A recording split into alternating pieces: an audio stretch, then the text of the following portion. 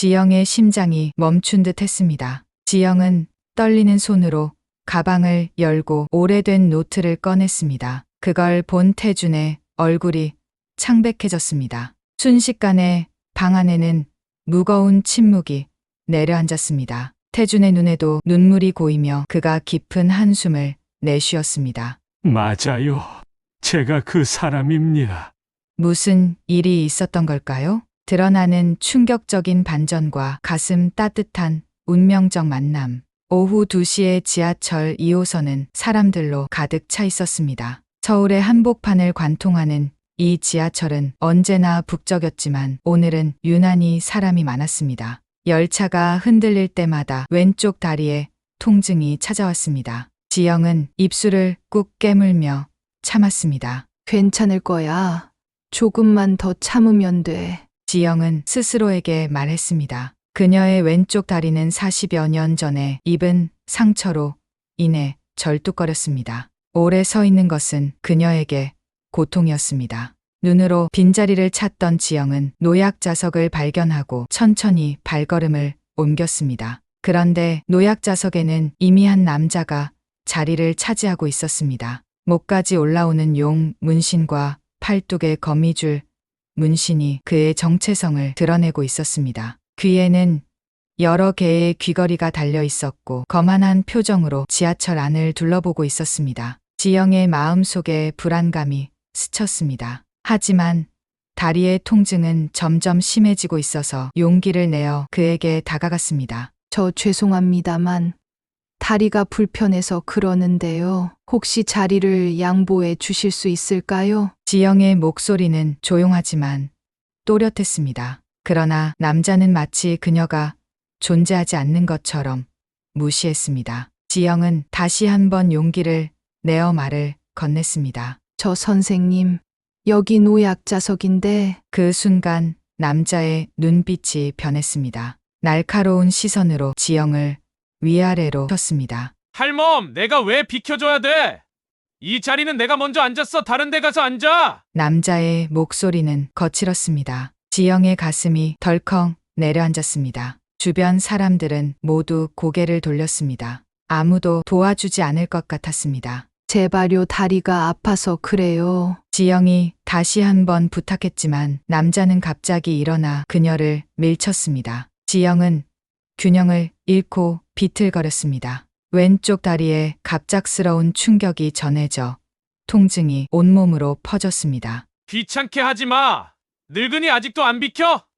더 세게 밀어볼까? 남자의 목소리가 더욱 거칠어졌습니다. 지영의 눈에 눈물이 고였습니다. 수치심과 무력감이 그녀를 덮쳤습니다. 바로 그때였습니다. 젊은이, 어르신께 그렇게 무례하게 굴면 안 되지요. 차분하지만 단호한 목소리가 들렸습니다. 지영이 고개를 들자 한 노신사가 그들 앞에 서 있었습니다. 키가 크지는 않았지만 그의 눈빛에는 위엄이 서려 있었습니다. 곧게 펴진 등과 단정한 옷차림이 인상적이었습니다. 남자는 코웃음을 쳤습니다. 뭐야? 또 다른 늙은이가 왔네. 간섭하지 말고 가던 길이나 가. 노신사의 표정은 변함이 없었습니다. 그저 조용히 말했습니다. 젊은이, 법도를 지키세요. 저분은 다리가 불편하신 분이고 그 자리는 노약자석입니다. 남자의 얼굴이 붉게 변했습니다. 그는 자리에서 벌떡 일어나 노신사의 옷깃을 잡았습니다. 뭐? 감히 나한테 그딴 말을 해? 그때 지하철 문이 열리면서 2명의 젊은 남자가 들어왔습니다. 그들은 문신 남자와 같은 패거리처럼 보였습니다. 상황이 더 위험해졌습니다. 지영의 심장이 빠르게 뛰었습니다. 할아범, 당신이 뭔데 우리 형한테 참견이야? 새로 온 남자 중 하나가 소리쳤습니다. 3명이 노신사를 둘러싸고 위협적인 자세를 취했습니다. 지영은 가슴이 철렁 내려앉았습니다. 이제 어쩌지? 공포가 그녀를 휩쌌습니다. 그런데 이상한 일이 벌어졌습니다. 노신사의 표정이 약간 변했습니다. 그의 눈이 차갑게 빛났습니다. 폭력은 좋지 않습니다. 마지막으로 말합니다. 자리를 양보하세요. 노신사의 목소리는 여전히 조용했지만 그 안에 강철 같은 의지가 느껴졌습니다. 이것 봐라! 늙은이가 쫄지도 않네!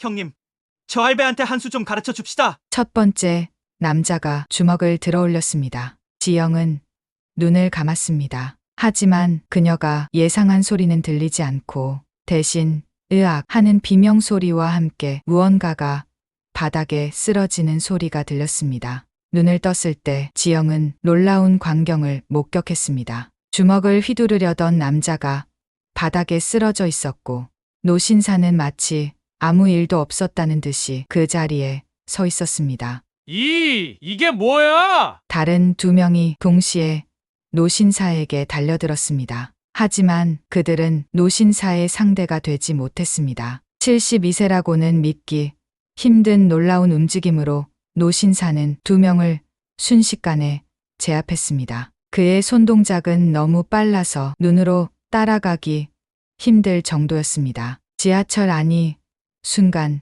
조용해졌습니다. 모든 승객들이 놀란 표정으로 상황을 지켜보고 있었습니다. 세 남자는 공포에 질린 얼굴로 노신사를 바라보다 다음 역에 도착하자 그들은 황급히 지하철을 빠져나갔습니다. 괜찮으세요? 노신사가 지영에게 다가와 물었습니다. 그의 목소리는 다시 부드러워졌습니다. 네, 감사합니다.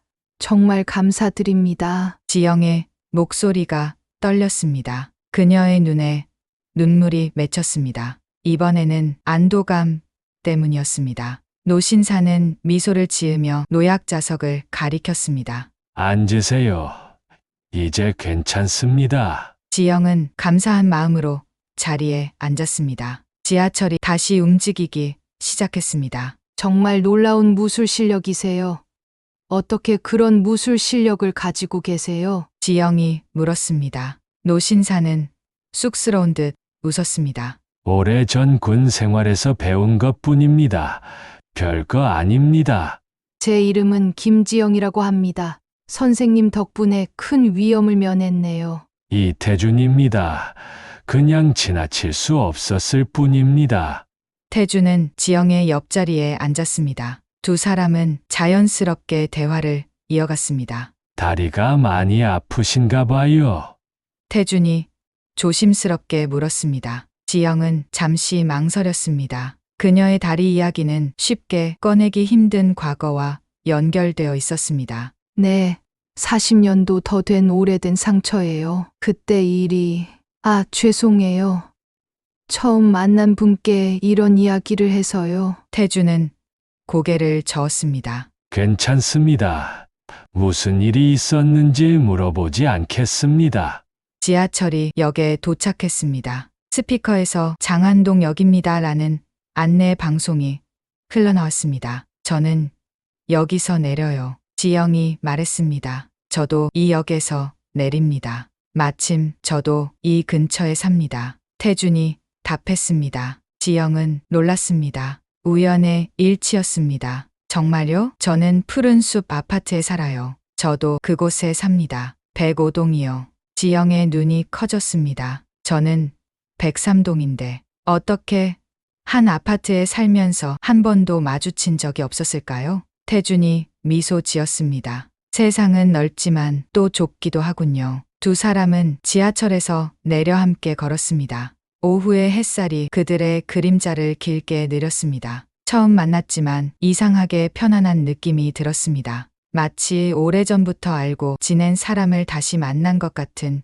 묘한 친근감이 느껴졌습니다. 지영은 문득 생각했습니다. 이 만남이 우연일까 아니면 운명일까? 그녀는 태준을 바라보았습니다. 그의 눈빛 속에서 무언가 익숙한 것이 느껴졌습니다. 하지만 그게 무엇인지는 알 수 없었습니다. 두 사람은 아파트 단지로 향하는 길을 천천히 걸어갔습니다. 지영은 오랜만에 마음이 따뜻해지는 느낌을 받았습니다. 지하철에서의 불쾌한 경험은 이미 멀어져 가고 있었습니다. 대신 새로운 만남의 설렘이 그녀의 가슴을 채웠습니다. 그날 이후로 지영과 태주는 매일 같은 시간에 같은 지하철을 타게 되었습니다. 처음에는 우연이었습니다. 하지만 점차 그 우연은 의도적인 만남으로 변해갔습니다. 오늘도 2시 지하철인가요?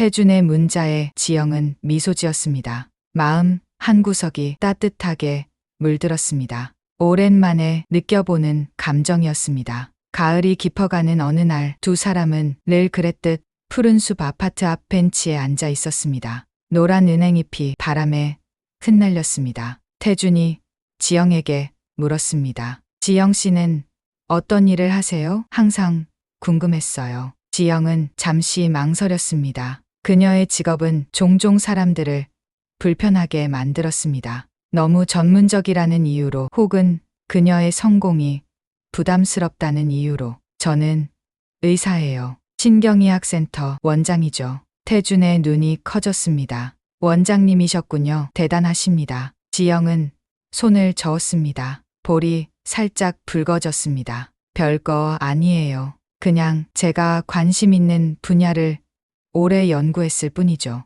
희귀 신경계 질환이 제 전공이에요. 태준은 감탄하는 표정을 지었습니다. 그의 진심, 어린 반응에 지영의 마음이 한결 가벼워졌습니다. 그런데 어떻게 그 분야에 관심을 갖게 되셨나요? 그 질문에 지영의 표정이 급격히 변했습니다. 눈빛이 흐려졌고 입술이 미세하게 떨렸습니다. 가슴 깊은 곳에서 오래된 기억들이 모습을 드러냈습니다. 그건 제 개인적인 경험 때문이에요. 지영은 깊게 숨을 들이마셨습니다. 그리고 용기를 내어 말했습니다. 사실 제가 17살 때 북한에서 어머니와 함께 탈출했어요. 갑작스러운 고백에 태준의 몸이 굳었습니다. 그의 눈에 순간적으로 당혹감이 스쳤습니다. 지영은 그 미묘한 변화를 놓치지 않았습니다. 북한에서요? 태준의 목소리가 미세하게 떨렸습니다.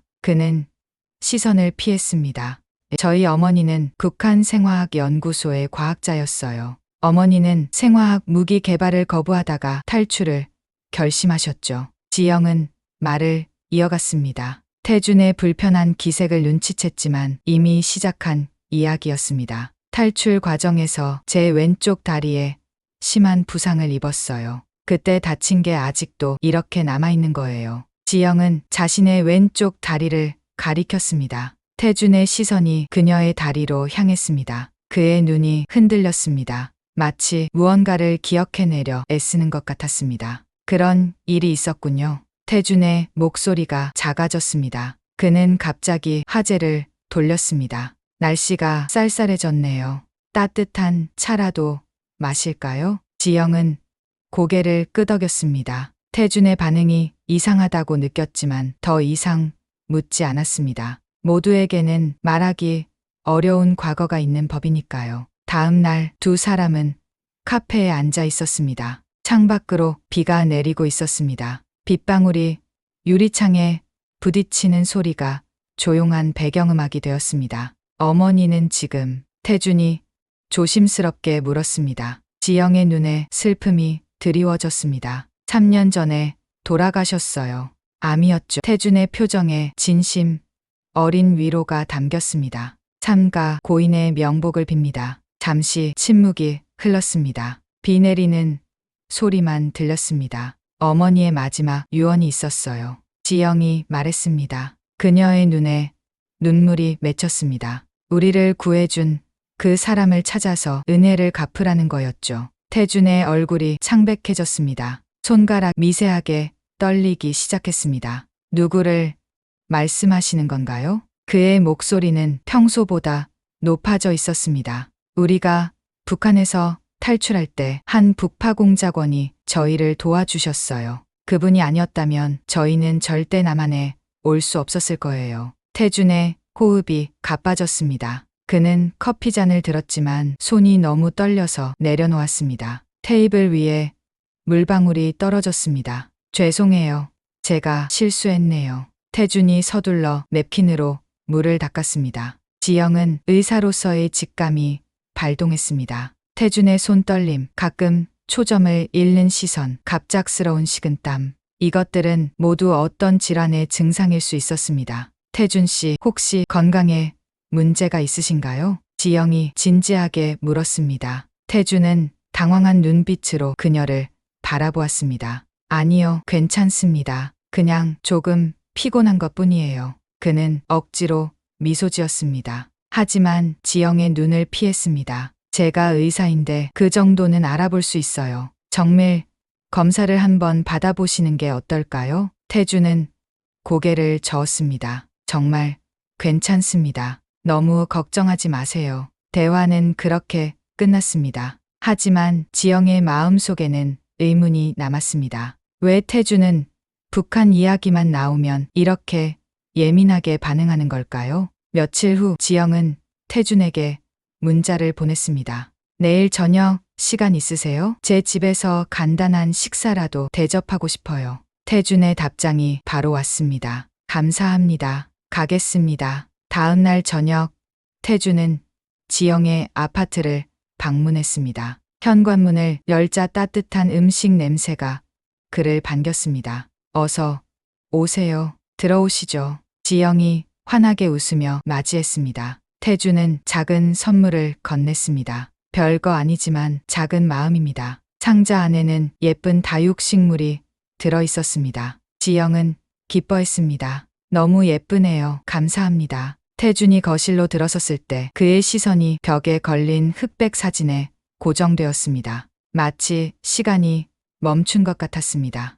용천 인근 연구단지. 태준이 무심코 말했습니다. 지영은 깜짝 놀랐습니다. 그녀의 심장이 빠르게 뛰었습니다. 어떻게 아셨어요? 그 장소는 공식 지도에도 거의 나오지 않는 곳인데. 태준의 표정이 순간 굳었습니다. 그는 당황한 기색을 감추려 애썼습니다. 아, 제가 지도를 많이 봐서 오래전에 본 기억이 있는 것 같네요. 그의 설명은 어색했습니다. 지영의 의심은 깊어졌습니다. 일반인이 알 수 없는 북한의 비밀 장소를 태준이 어떻게 알고 있는 걸까요? 식사 중에 태준이 실수로 물을 엎질렀습니다. 그의 손이 심하게 떨리고 있었습니다. 죄송합니다. 제가 치울게요. 태준이 서둘러 냅킨을 집었습니다. 괜찮아요. 제가 수건을 가져올게요. 지영이 부엌으로 향했습니다. 돌아와 보니 태준이 바닥을 닦고 있었습니다. 그 순간 지영은 태준의 오른손에 독특한 반점 형태의 흉터를 발견했습니다. 지영의 심장이 멈춘 듯 했습니다. 그녀의 머릿속에 어머니의 말이 떠올랐습니다. 그 사람의 오른손에는 특이한 반점 흉터가 있었단다. 아마 독극물에 접촉한 자국일 거야. 지영은 떨리는 손으로 가방을 열었습니다. 그리고 오래된 노트를 꺼냈습니다. 이것은 어머니가 남긴 노트예요. 태주는 영문을 모르는 표정으로 그녀를 바라보았습니다. 여기 보세요. 오른손에 독특한 반점 흉터가 있었음. 아마도 독극물 접촉으로 인한 것으로 보임. 지영이 노트의 한 부분을 가리키며 읽었습니다. 태준의 얼굴이 창백해졌습니다. 그는 자신의 오른손을 무의식적으로 감추려 했습니다. 그리고 여기 공작원의 군번도 적혀 있어요. 85, 북공 7. 지영의 목소리가 떨렸습니다. 그녀의 눈에서 눈물이 흘러내렸습니다. 태준 씨, 혹시 방 안에 무거운 침묵이 내려앉았습니다. 태준의 눈에도 눈물이 고였습니다. 그는 깊은 한숨을 내쉬었습니다. 그래요. 제가 그 사람입니다. 태준의 목소리는 작았지만 또렷했습니다. 마침내 40년 동안 간직해온 비밀이 드러나는 순간이었습니다. 지영의 온몸이 떨렸습니다. 그녀의 눈앞이 흐려졌습니다. 어떻게 이런 일이? 어떻게 40년 전 그녀를 구해준 사람을 이렇게 우연히 만날 수 있었을까요? 태준은 지영을 바라보았습니다. 그의 눈에는 40년 동안 간직해온 비밀의 무게가 담겨 있었습니다. 이제 모든 것을 말씀드리겠습니다. 이제 모든 것을 말씀드리겠습니다. 태준의 고백 이후 거실에는 깊은 침묵이 내려앉았습니다. 지영은 들리지 않을 정도로 작게 숨을 내쉬었습니다. 그녀의 온몸이 떨렸습니다. 40년이라는 긴 세월 동안 찾아 헤맸던 사람이 바로 눈앞에 있다니 마치 꿈을 꾸는 것 같았습니다. 잠시만요. 지영이 떨리는 목소리로 말했습니다. 그녀는 부엌으로 향했습니다. 차분해질 필요가 있었습니다. 손을 씻으며 거울에 비친 자신의 얼굴을 바라보았습니다. 눈가에 눈물이 맺혀 있었습니다. 깊이 숨을 들이마시고 내쉬었습니다. 진정해, 지영아. 이건 현실이야. 물 2잔을 들고 거실로 돌아왔을 때 태주는 여전히 같은 자리에 앉아 있었습니다. 그의 어깨가 무겁게 처져 있었습니다. 마치 40년의 비밀을 모두 짊어지고 있는 것처럼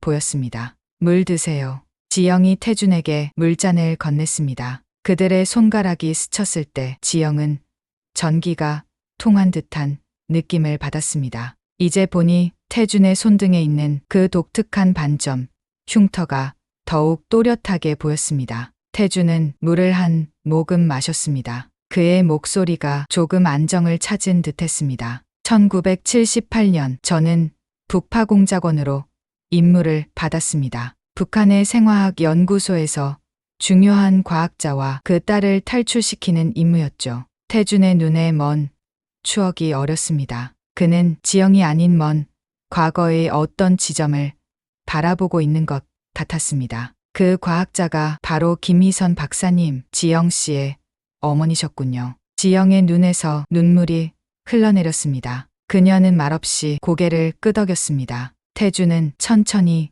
이야기를 이어갔습니다. 저는 40년 동안 이 비밀을 간직해왔습니다. 제 신분은 국가 기밀이었어요. 그리고 그 임무 중에 있었던 일들이 저를 괴롭혔습니다. 태준의 목소리가 떨렸습니다. 그의 눈에도 눈물이 고였습니다. 어떤 일이 있었던 거예요? 지영이 조용히 물었습니다. 태준은 깊은 한숨을 내쉬었습니다. 그의 얼굴에는 지울 수 없는 후회의 그림자가 드리워져 있었습니다. 탈출 과정에서 북한군과 교전이 벌어졌습니다. 혼란 속에서 저와 함께 온 동료들이 피하 5인 사격으로 사망했어요. 태준의 목소리가 갈라졌습니다. 40년이 지났지만 그 기억은 여전히 그를 괴롭히고 있었습니다. 그건 태준 씨 잘못이 아니었어요. 지영이 태준의 손을 잡았습니다. 그녀의 손길은 따뜻했습니다. 알고 있어요. 하지만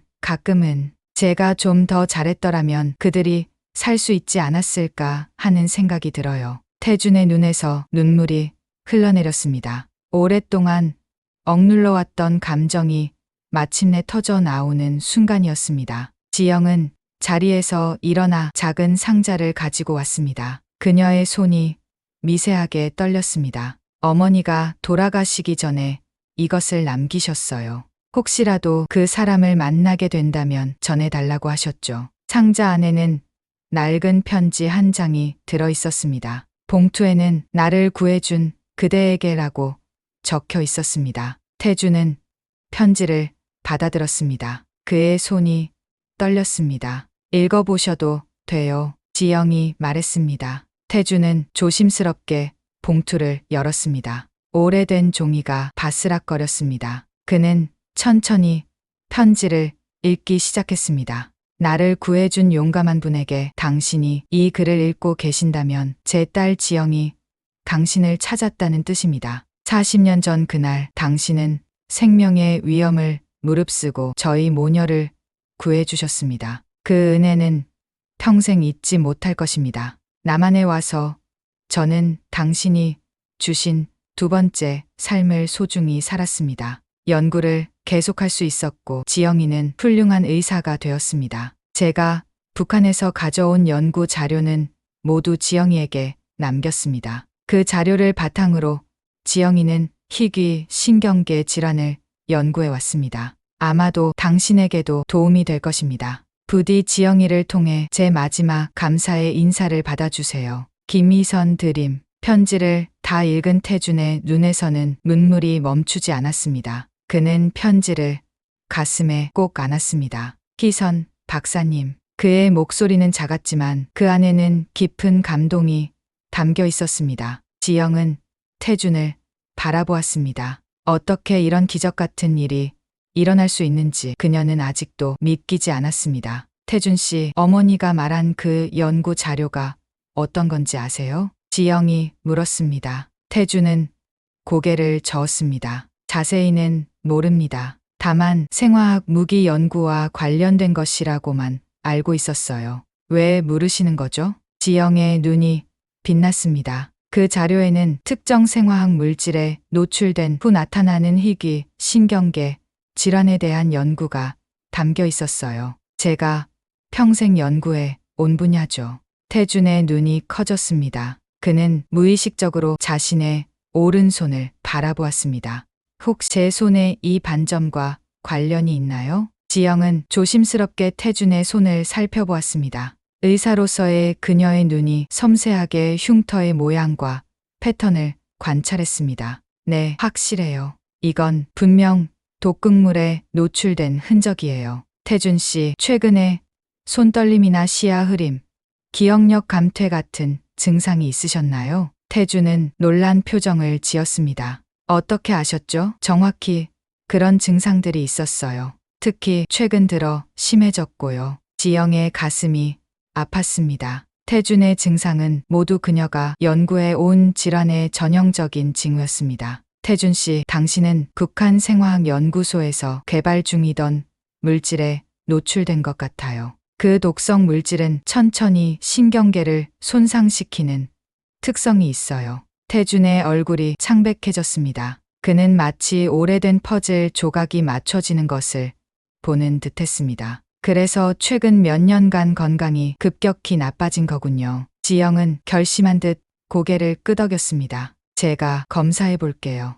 내일 병원에 오실 수 있으세요? 태준은 잠시 생각하더니 고개를 끄덕였습니다. 그런데 치료가 가능한가요? 태준의 눈에는 희망과 두려움이 교차했습니다. 지영은 미소를 지었습니다. 그녀의 눈에는 결연한 의지가 담겨 있었습니다. 제가 평생 연구해 온 게 바로 이 질환이에요. 최근에 새로운 치료법을 개발했고 임상시험에서 좋은 결과를 얻었어요. 태준의 눈에 희망의 빛이 어렸습니다. 정말인가요? 지영은 손을 내밀어 태준의 손을 꼭 잡았습니다. 네, 정말이에요. 40년 전 태준 씨가 저희를 구해주셨듯이 이제는 제가 태준 씨를 구할 차례예요. 그 순간 두 사람의 눈에는 눈물이 고였습니다. 그것은 기쁨의 눈물이자 감사의 눈물이었습니다. 40년이라는 긴 시간을 건너 다시 만난 두 사람의 인연은 이제 새로운 시작점에 서 있었습니다. 태준은 마음의 짐을 내려놓은 듯 가벼운 표정을 지었습니다. 오랫동안 그를 괴롭혀왔던 비밀을 마침내 털어놓은 후의 해방감이었습니다. 평생 비밀로 살아왔어요. 누구에게도 제 진짜 정체를 말할 수 없었죠. 하지만 지영 씨를 만난 건 마치 운명 같아요. 지영도 같은 마음이었습니다. 그녀는 지하철에서의 첫 만남을 떠올렸습니다. 그 우연이 사실은 필연이었음을 이제야 깨달았습니다. 어머니의 유언을 지킬 수 있게 되어 기뻐요. 그리고 태준 씨의 건강도 반드시 회복시켜 드릴게요. 약속해요. 두 사람은 서로를 바라보았습니다. 그들의 눈에는 과거의 아픔과 미래의 희망이 함께 담겨 있었습니다. 거실 창밖으로 보이는 밤하늘에는 별들이 반짝이고 있었습니다. 마치 40년 전 그들이 함께 건넜던 강물처럼 깊고 신비로웠습니다. 1978년 9월 북한 용천 인근 숲속 밤하늘은 먹빛 같은 어둠으로 뒤덮여 있었습니다. 별 하나 보이지 않는 캄캄한 밤이었습니다. 젊은 이태준은 나무 뒤에 숨어 주변을 살폈습니다. 그의 심장은 빠르게 뛰고 있었습니다. 이번 임무는 절대 실패할 수 없다. 태준은 마음속으로 다짐했습니다. 그는 특수부대 북파공작원으로서 중요한 임무를 맡았습니다. 북한생화학연구소의 과학자 김희선과 그녀의 딸 김지영을 안전하게 남한으로 데려오는 것이었습니다. 시계를 확인했습니다. 자정이 5분 전이었습니다. 접선 시간이 가까우고 있었습니다. 바람이 살랑 불었습니다. 태준의 귀가 예민하게 움직였습니다. 누군가 다가오는 소리가 들렸습니다. 그는 무의식적으로 권총을 꽉 쥐었습니다. 별이 5개, 바람이 3번. 여성의 목소리가 어둠 속에서 흘러나왔습니다. 약속된 암호였습니다. 강물은 남쪽으로, 구름은 북쪽으로. 태준이 응답했습니다. 어둠 속에서 두 명의 인형이 나타났습니다. 한 여성과 작은 소녀였습니다. 태준은 그들이 희선과 지영임을 바로 알 수 있었습니다. 희선의 눈빛은 단호했습니다. 그녀는 작은 가방을 꼭 쥐고 있었습니다. 그 안에는 중요한 연구 자료가 들어 있었습니다. 김희선 박사님과 지영이 맞죠? 태준이 속삭였습니다. 희선이 고개를 끄덕였습니다. 당신이 우리를 데려갈 사람인가요? 태준은 미소로 답했습니다. 그리고 시선을 작은 소녀에게 돌렸습니다. 어린 지영의 얼굴은 공포로 가득 차 있었습니다. 그녀의 큰 눈에는 두려움이 가득했습니다. 안녕, 지영아. 내 이름은 태준이야. 너희를 안전한 곳으로 데려갈 거야. 태준이 부드럽게 말했습니다. 지영은 어머니 뒤로 더 숨었습니다. 무서워해도 괜찮아. 하지만 오늘 밤 우리는 용감해져야 해. 할 수 있겠니? 지영은 천천히 고개를 끄덕였습니다. 그녀의 작은 손이 태준의 손을 잡았습니다. 따뜻했습니다. 이제 가야 합니다. 북한군 초소를 피해 강까지 가는 길이 험해요. 태준이 말했습니다. 희선은 딸의 어깨를 안아주었습니다. 지영아, 이제부터는 태준 아저씨 말씀을 잘 들어야 해. 알았지? 지영은 고개를 끄덕였습니다. 그녀의 눈에는 눈물이 고여 있었지만 용감하게 참고 있었습니다. 세 사람은 어둠 속에서 조용히 움직이기 시작했습니다. 태준이 앞장섰고 희선과 지영이 그 뒤를 따랐습니다. 숲속은 어둡고 무서웠습니다. 나뭇가지가 그들의 얼굴을 핥히었습니다. 밤의 소리가 그들을 둘러싸고 있었습니다. 조심해요. 이곳은 지뢰밭이에요. 태준이 낮은 목소리로 경고했습니다. 그는 특별한 장비로 지뢰를 탐지하며 앞으로 나아갔습니다. 지영의 작은 손이 태준의 옷자락 꼭 붙잡고 있었습니다. 아저씨, 저 무서워요. 지영이 떨리는 목소리로 말했습니다. 태준은 잠시 멈춰 서서 지영을 바라보았습니다. 달빛이 어렴풋이 그녀의 얼굴을 비추었습니다. 아직 어린아이였습니다. 지영아, 용감한 아이구나. 지금까지 정말 잘하고 있어. 조금만 더 참으면 자유의 땅에 도착할 거야. 지영의 눈이 조금 밝아졌습니다. 그녀는 태준의 말에 용기를 얻은 듯했습니다. 세 사람은 다시 걷기 시작했습니다. 숲을 지나 강가에 다다랐을 때 갑작스러운 불빛이 그들을 비추었습니다. 거기 누구냐? 북한군 초병의 거친 목소리가 밤 공기를 찢었습니다. 태준의 심장이 얼어붙는 듯했습니다. 그는 즉시 희선과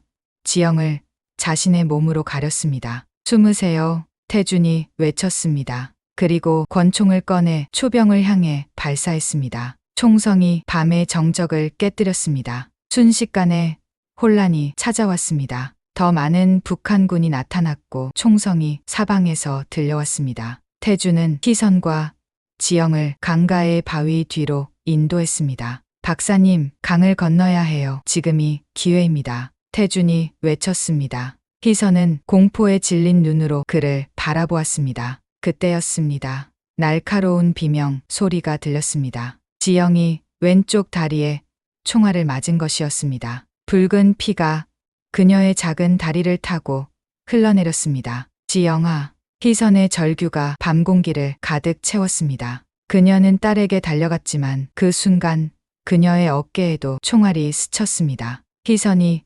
비틀거렸습니다. 태준은 망설임 없이 지영을 안아들었습니다. 그녀의 작은 몸은 깃털처럼 가벼웠습니다. 그는 다친 희선을 부축해 강으로 뛰어들었습니다. 차가운 강물이 그들을 덮쳤습니다. 지영의 비명이 물속에서 잠겼습니다. 태준은 필사적으로 두 사람을 안고 강을 헤엄쳤습니다. 숨을 참아요. 조금만 더.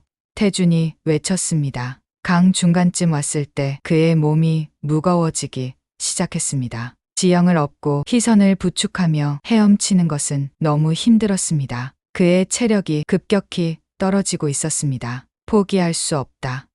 절대로. 태준은 이를 악물었습니다. 그때 그의 등에 있던 작은 배낭이 물속에서 터졌습니다. 그 안에는 연구소에서 빼돌린 생화학 물질 샘플이 들어 있었습니다. 독성 물질이 강물에 퍼지며 태준의 오른손에 닿았습니다. 순간 그의 오른손에 이상한 반점이 나타나기 시작했습니다. 타는 듯한 통증이 그의 손을 관통했습니다. 하지만 태준은 그 고통도 참았습니다. 마침내 그들은 강 건너편에 도착했습니다. 태준은 지영과 시선을 안전한 곳으로 옮겼습니다. 그들의 옷은 모두 젖어 있었고 지영의 다리는 계속해서 피를 흘리고 있었습니다. 괜찮아, 지영아. 이제 곧 안전할 거야. 태준이 지영의 머리를 쓰다듬으며 말했습니다. 지영의 얼굴은 창백했지만 그녀는 용감하게 눈물을 참고 있었습니다. 갑자기 하늘에서 헬리콥터 소리가 들려왔습니다.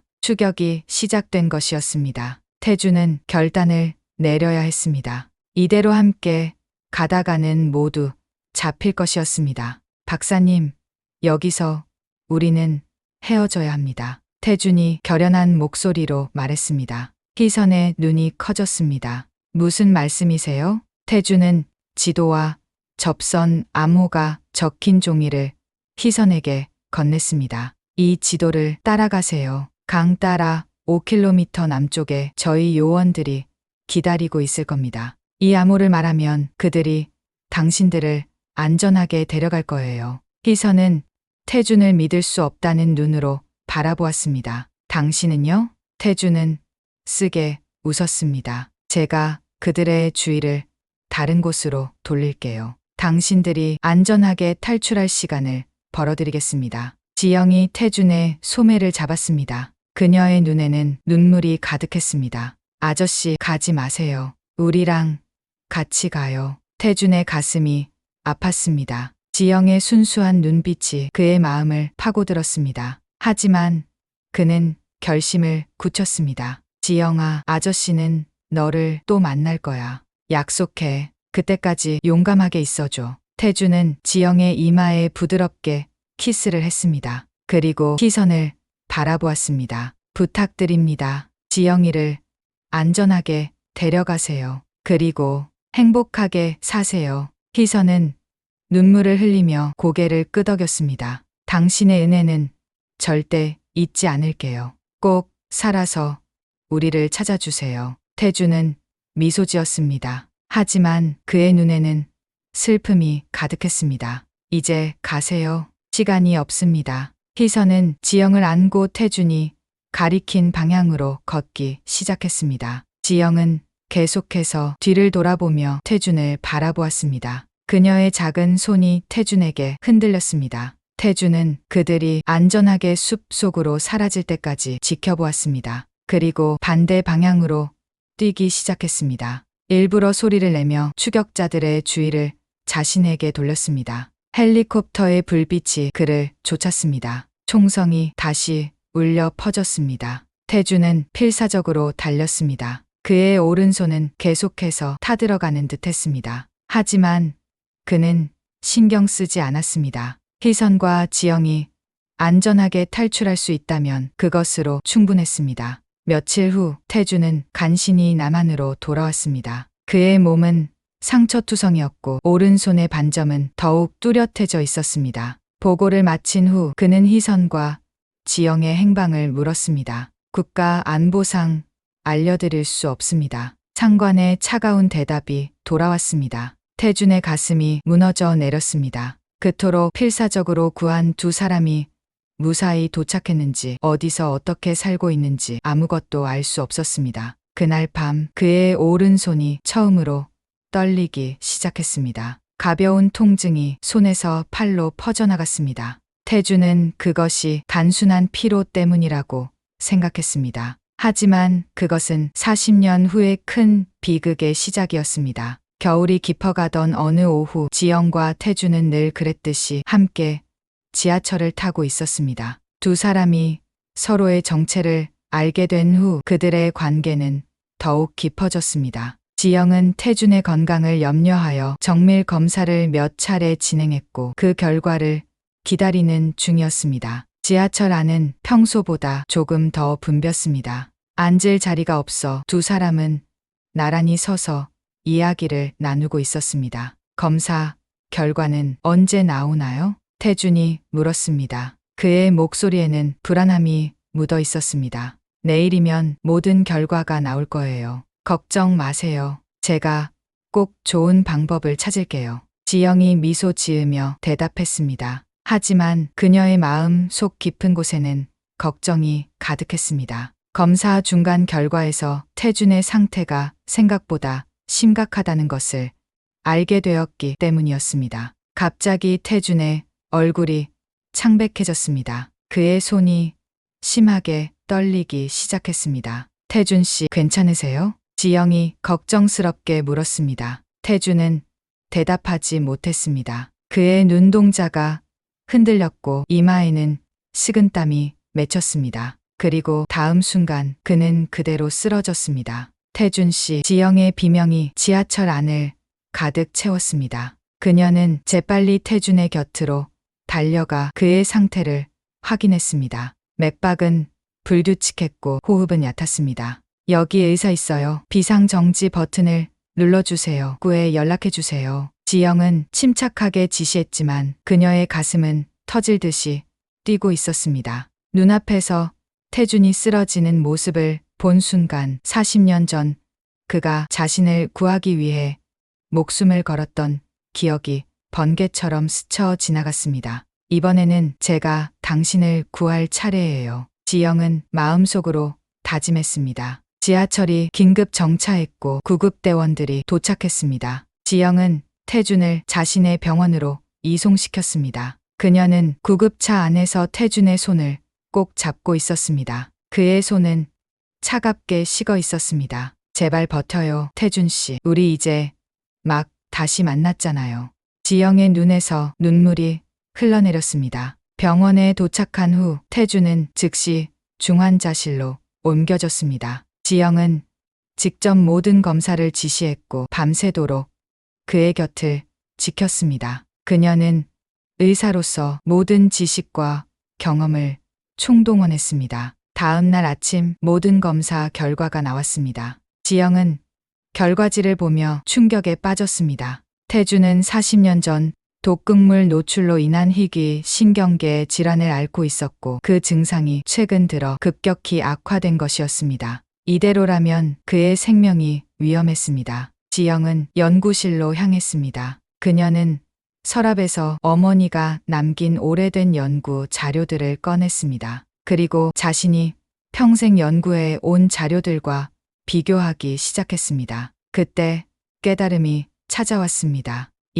이게 바로 그거였어. 지영의 심장이 빠르게 뛰었습니다. 그녀는 어머니가 북한에서 가져온 연구 자료를 바탕으로 평생 특정 신경계 질환을 연구해 왔습니다. 그리고 그 질환이 바로 태준이 앓고 있는 병이었던 것입니다. 운명의 아이러니가 그녀를 강타했습니다. 태준이 그녀를 구한 그 행동이 결국 그를 이 병에 걸리게 했고 지영은 모르는 사이에 그를 위한 치료법을 연구해 온 것이었습니다. 지영은 즉시 의료팀을 소집했습니다. 이 환자는 특별한 케이스예요. 제가 개발한 치료법을 적용할 겁니다. 수술을 준비해 주세요. 의료진들은 놀랐지만 신경의학센터 원장인 지영의 결정을 존중했습니다. 수술 준비가 시작되었습니다. 수술실에서 지영은 태준의 얼굴을 마지막으로 바라보았습니다. 마취된 그의 모습은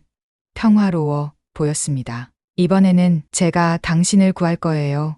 태준 씨. 지영은 속삭였습니다. 그리고 수술이 시작되었습니다. 수술은 5시간 동안 계속되었습니다. 지영은 모든 집중력을 발휘하여 태준의 신경계에 축적된 독성 물질을 제거해 나갔습니다. 그녀의 손은 정확했고 판단은 명확했습니다. 40년간의 연구가 이 순간을 위한 것이었다는 듯이 모든 것이 완벽하게 진행되었습니다. 마침내 수술이 끝났습니다. 지영은 지친 몸을 의자에 기대었습니다. 그녀의 손은 여전히 미세하게 떨리고 있었습니다. 이것이 성공할까요? 그녀는 알 수 없었습니다. 하지만 최선을 다했다는 것만은 분명했습니다. 3일 후 태주는 의식을 되찾았습니다. 그의 눈이 천천히 떠졌고 처음 본 것은 의자에서 잠든 지영의 모습이었습니다. 태주는 희미하게 미소 지었습니다. 지영 씨. 그의 목소리는 작았지만 또렷했습니다. 지영은 즉시 눈을 떴습니다. 그녀의 얼굴에 기쁨이 번졌습니다. 태준 씨, 정신이 드세요? 저를 알아보시겠어요? 태준은 고개를 끄덕였습니다. 물론이죠. 당신을 어떻게 잊겠어요. 지영은 눈물을 참으며 태준의 상태를 체크했습니다. 놀랍게도 그의 손떨림이 현저히 줄어들었고 신경 반응도 정상에 가까웠습니다. 수술이 성공한 것 같아요. 물론 완전한 회복까지는 시간이 필요하지만 생명의 위협은 넘겼어요. 태준의 눈에 눈물이 고였습니다. 고마워요, 지영 씨. 당신은 제 생명의 은인이에요. 지영은 고개를 저었습니다. 아니에요. 태준 씨가 제 은인이죠. 제가 한 일은 그저 빚을 갚은 것뿐이에요. 회복 기간 동안 태준과 지영은 많은 이야기를 나누었습니다. 태준은 지영에게 자신이 그토록 오랫동안 죄책감에 시달렸던 이유를 털어놓았습니다. 저는 임무에서 돌아온 후 동료들의 죽음에 대한 책임감으로 괴로워했어요. 그리고 당신과 박사님의 운명을 모른 채 살아야 했죠. 내가 구한 사람들이 과연 잘 살고 있는지, 그 위험한 탈출이 의미 있었는지. 지영은 태준의 손을 꼭 잡았습니다. 태준 씨 덕분에 우리 어머니는 남한에서 훌륭한 과학자로 인정받으셨어요. 어머니가 가져온 연구 자료는 한국 의학 발전에 크게 기여했죠. 그리고 저도 어머니의 뜻을 이어받아 많은 생명을 구했어요. 태준의 눈에 평화로운 빛이 어렸습니다. 그의 희생이 헛되지 않았다는 것을 알게 되었기 때문이었습니다. 지영 씨, 당신을 다시 만난 것은 제 인생 최고의 선물이에요. 태준의 말에 지영의 마음이 따뜻해졌습니다. 몇 개월 후 봄이 찾아왔습니다. 태준은 완전히 회복되어 퇴원했습니다. 두 사람은 푸른 숲 아파트 근처 공원을 산책하고 있었습니다. 벚꽃이 만발한 아름다운 날이었습니다. 지영 씨, 이제 제 손이 전혀 떨리지 않아요. 당신은 정말 기적을 일으켰어요. 태준이 기쁜 표정으로 말했습니다. 지영은 미소 지었습니다. 그건 어머니의 연구 덕분이에요. 그리고 태준 씨의 용기 덕분이고요. 두 사람은 벤치에 앉았습니다. 봄바람이 살랑살랑 불어왔습니다. 40년 전 태준 씨는 저를 업고 총알을 피해 강을 건너셨어요.